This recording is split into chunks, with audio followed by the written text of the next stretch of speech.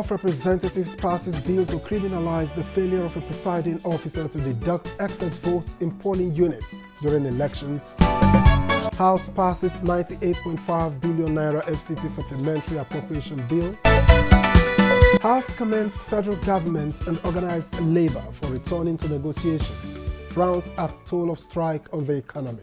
Hello and welcome to You and Your Reps. I am Victor, and so thank you for joining us.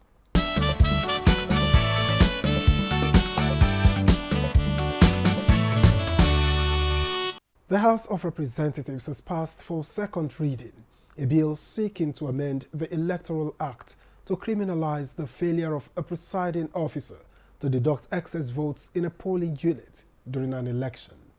The bill, sponsored by Representative Hassan Fulata of Jigawa State, has been referred to the House Committee on Electoral Matters for further legislative action. The bill proposes an amendment of Section 51, subsection 2 of the Electoral Act to compel a presiding officer to deduct the number of excess votes across all political parties in a polling unit where overvoting is recorded. And the presiding officer shall be prosecuted in accordance with the provisions of Section 145 of this Act, and if found guilty, shall be sentenced to a period of 6 months imprisonment or a fine of 2 million, or both. If this bill is supported by all of us, God's willing will enhance and strengthen the electoral process. Other lawmakers want further fine-tuning of the bill. There is something we still need to look at, to tweak a little bit for us to get it right, because somebody can still commit this crime of overvoting, and by the amendment we are making, he will still be declared the winner, depending on the margin. Several other bills passed second reading at Tuesday's plenary. They include the Northwest Development Commission Establishment Bill, the Trade Disputes Essentials Services Repeal and Reenactment Bill, and the National Safety Regulation Board Establishment Bill. In order to enhance synergy among agencies of government saddled with safety responsibilities in our environment. About the devastations, the dislocations, and the distortions that is taking place in the Northwest. Motions of urgent public importance were also adopted. This motion seeks to urge the House, to urge the federal government to ensure that international oil companies clean up the Niger Delta region before divesting from the country. The House therefore resolved to urge the leadership of the National Assembly to intervene and ensure that the remaining members elect of the Plateau House Assembly are sworn in for the purpose of equity, fairness, and justice. Akoko Northeast Northwest Federal Constituency of Ondo State borders Kogi and Ekiti states in North Central and Southwest geopolitical zones of Nigeria. The House is informed that on 2nd April 2024, a very heavy rainstorm swept through many communities across the entire constituency, causing significant damage and disruption to the affected areas.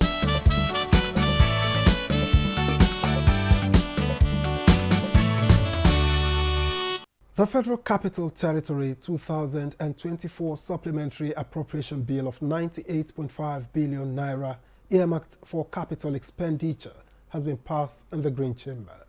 The executive bill is to facilitate the execution of capital projects in the nation's capital.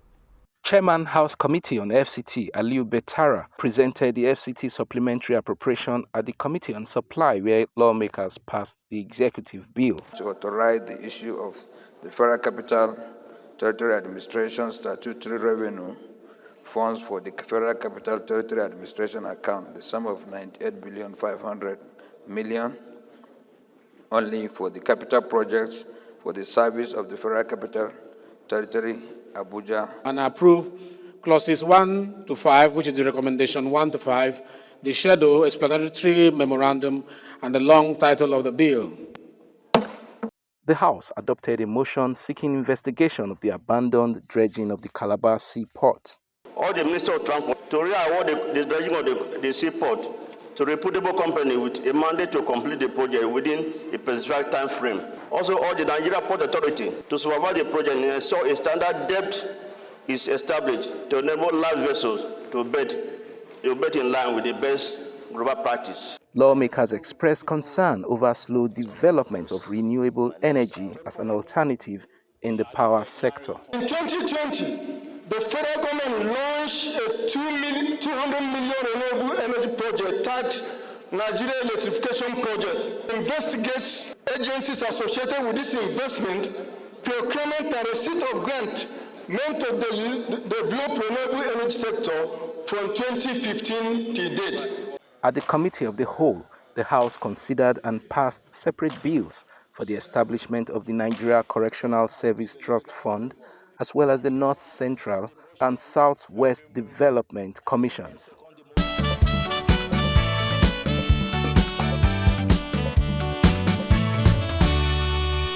So jaw is better than war. And this maxim inspired commendation of the federal government and organized labor by the House of Representatives for resumption of negotiations towards agreeing an implementable minimum wage for Nigerian workers.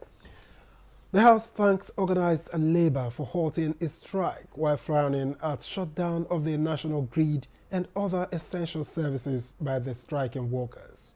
The Green Chamber, which was closed on Tuesday, comes alive on Wednesday as lawmakers express delight that parties in the minimum wage saga are back to the negotiation table.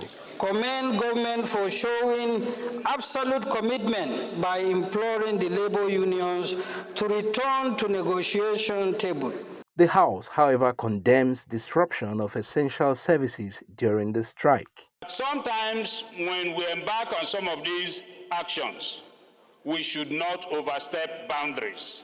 The area of switching off power in the entire country as a way of protest should be condemned. I'm sure a lot of people died in the past few days of shutting down the national grid. We have to criminalize that. Trade Dispute Act is very clear with regards to the areas they cannot extend their strike.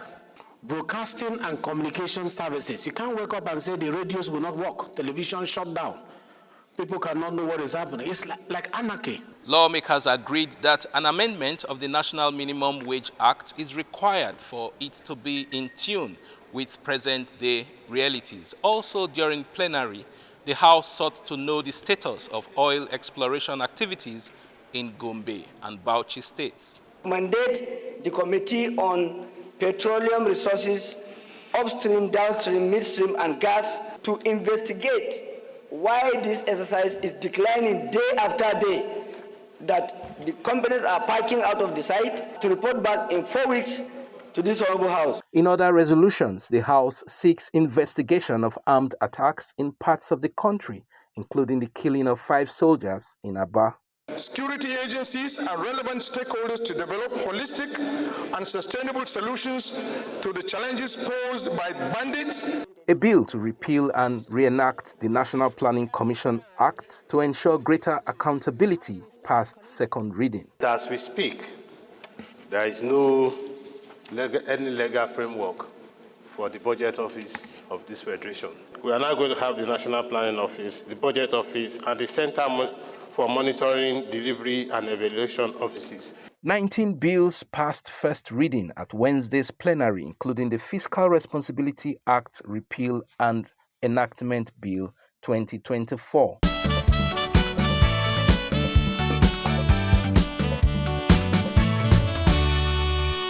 In the spirit of the first anniversary of the 10th House of Representatives, you and your reps engaged with the member representing Esan West, Esan Central, Igwebe Federal Constituency of Edo State, Marcus Onobun, to share his experience in the past year and prospects for the future.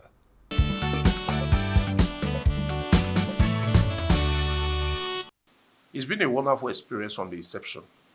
And if you recall, you see that it was an overwhelming support that the Speaker got on the day of that election to electing the principal officers of the House.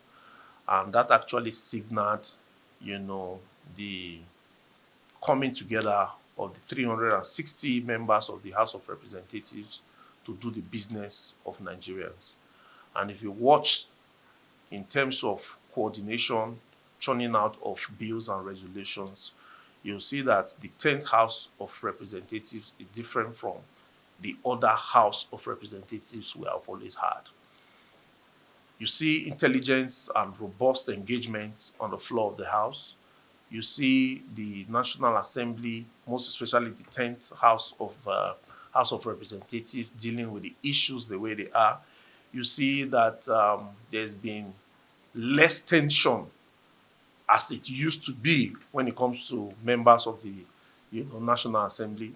We are focusing on the challenges of Nigeria because as we speak today, you agree with me that there is so much pain, there is hunger in the land, the level of insecurity is high, the inflation rate in the country is, over the roof. So it's been a lot of challenge. And as much as it's been, some kind of smooth sail, in terms of interaction and doing the business of the house, but it's been very hellish, for us as members of the 10th House of Representatives, thinking about what we'll do differently to ameliorate the sufferings of Nigeria, because our responsibility here is basically lawmaking, representation, and oversight. And anytime we think representation, we think the pain that our people are going through. Anytime we think representation, we think about the state of insecurity in Nigeria. Anytime we think a representation, we think about the food shortage in Nigeria. And in terms of legislation, we have done a lot in churning out bills and resolutions to bringing about, some remarkable turnaround in policy planning for our dear country, Nigeria. And as for oversight, I'm sure you also attest that my colleagues and I, we have done our best. I can speak particularly of some committees I'm in. Today I'm Chairman House Committee on Rural Development. We have been able to engage the Ministry of Agric and Food Security. We have engaged the Department of Rural Development, on how best that the rural dwellers will feel the dividends of democracy. I'm a member of the House Committee on Power. We have always engaged, the National Electricity Regulatory Commission. We have had to travel to inspect some of the power plants, in Nigeria and see the challenges. As we speak, we are still in the process of engaging this regulatory commission in terms of this electricity hike in the country to see that whatever that is being done, have the face and should be able to actually deal with the pockets of the ordinary Nigeria. When I mean deal with the pocket of Nigeria, have a reasonable understanding to the point that we know that things are tough and that whatever electricity tariff should be at least minimal, not something that can eat deep into the pocket of Nigerians. So I'm also a member of the Public Account Committee. We have used the legislative tool to engage all ministry, departments, and agencies across the country to be accountable for every finances that is made available, to them, and so many other businesses. Just like we are doing that of the committees which I'm in, other members are also carrying out their legislative responsibility through oversight. So it's been very interesting, and I believe going forward, we still have quite some time. In another 1 year, we'll have a better story to tell.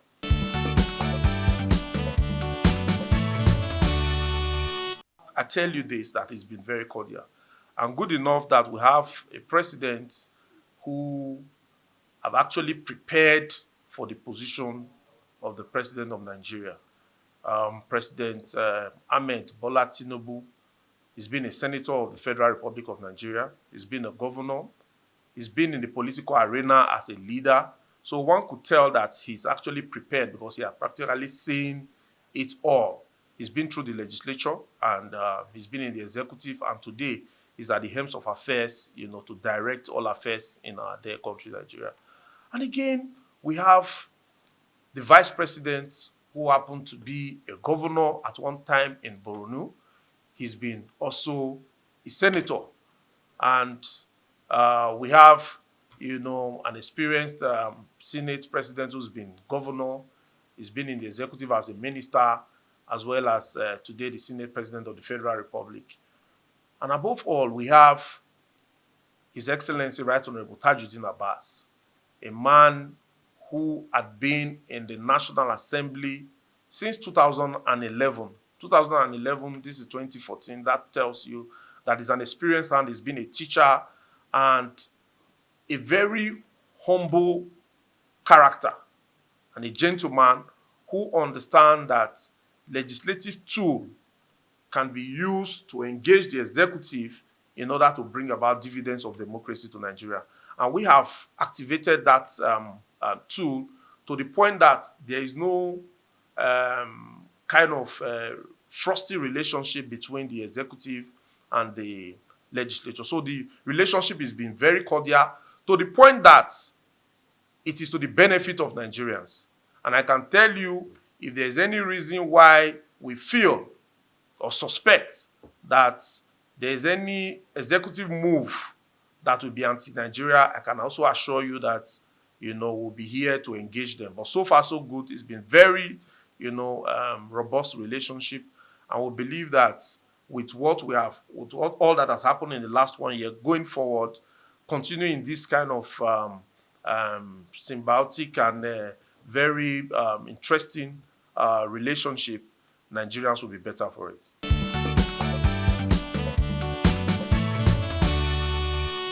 The rising spate of insecurity in Nigeria, the unbearable pain that Nigerians are now going through. You find that people don't have money in their pockets. You find that they don't have lights. You find that there is no food. And this has now resulted to high level of insecurity. Now, with the removal of withdrawal of fuel subsidy, inflation has hit the roof.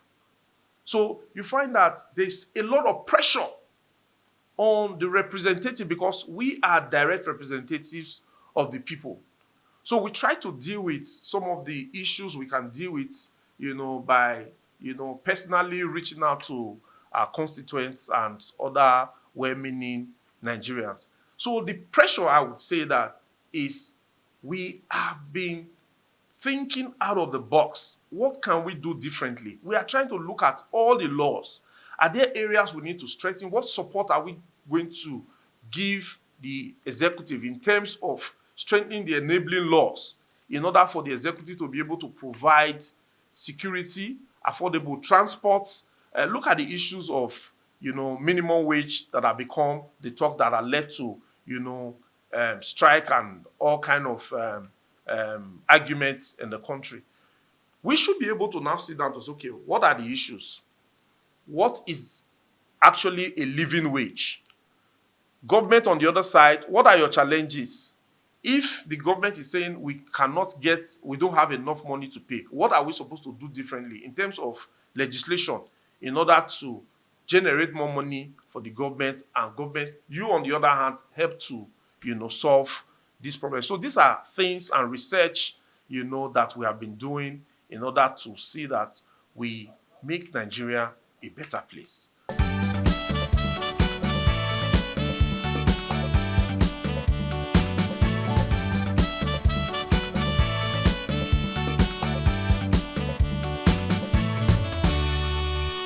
Now, the clerk of the House is often mentioned in the House of Representatives, but it's not a member of the House. So what is the place of the clerk and how significant is the role? That is what we asked Chair of the House Committee on Rules and Business, Francis Waive, to tell us.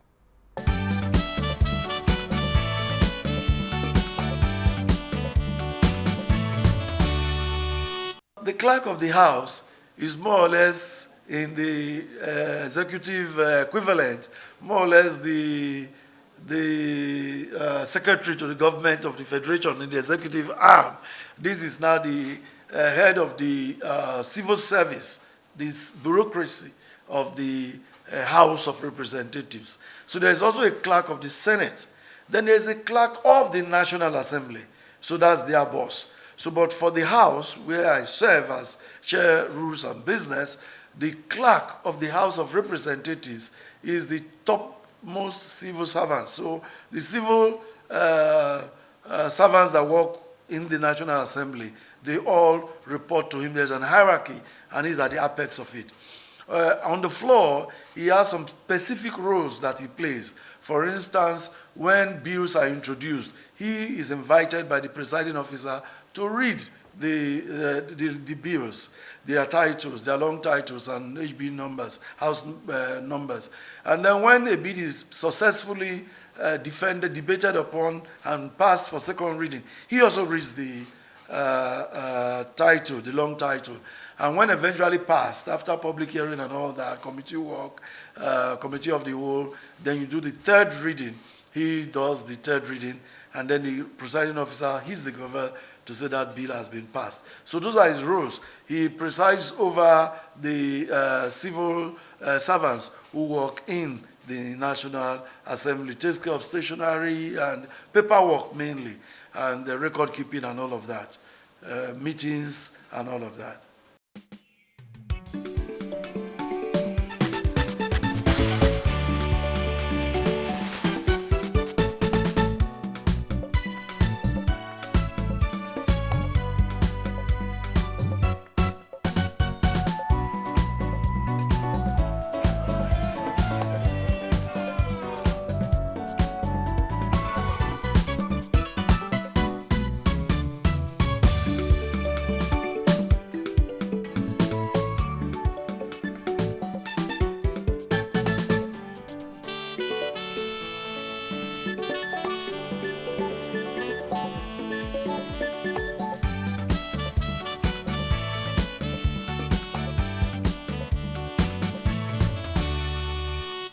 This week on You and Your Reps, the committee segment takes a look at the performance of the 10th House of Representatives from the rules and business lenses.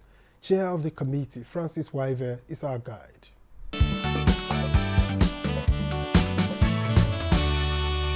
The 10th House of Representatives have done a lot in this 1 year. We've made a lot of progress.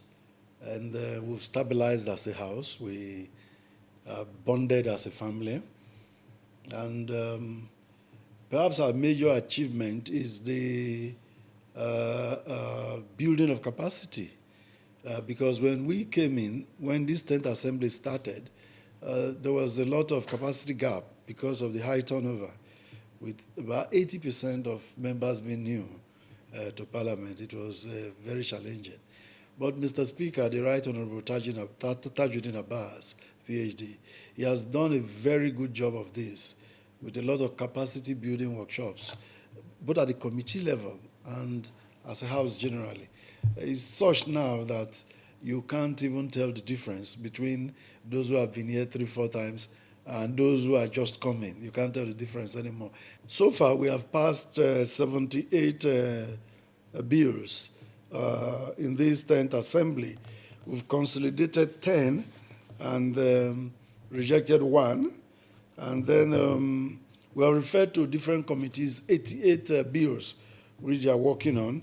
And at the Committee of the Whole, we have 69 bills that are working on at this moment. Bills that are awaiting second reading, 1,008 are awaiting a second reading. This is a lot of work within 1 year. I would dare say that no assembly in the past has churned out this much.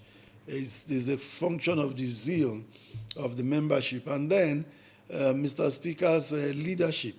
He has given direction, and he has allowed every member that opportunity to be heard on the floor. And for that, we give him kudos for that, because many times you want to be a bit restrictive, to be sure of what people will say, not necessarily protecting the country and the institution, but also trying to be sure that what is being said is true and correct, But Mr. Speaker has a lot of confidence in members, and that's why we've gotten to where we are.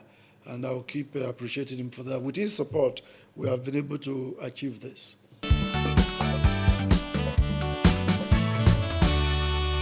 There's always room for improvement. The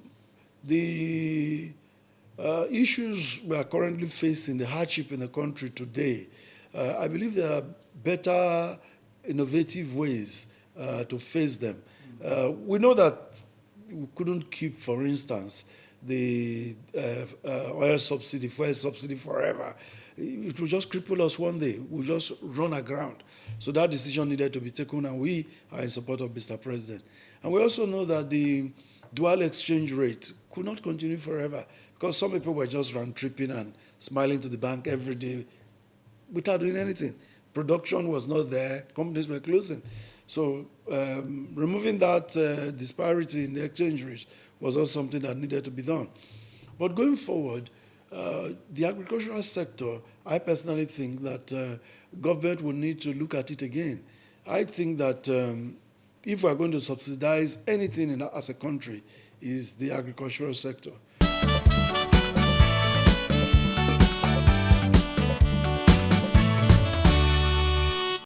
You and your reps will continue to follow up developments in the 10th House of Representatives. Thank you for watching. I am Victor. As you join us again.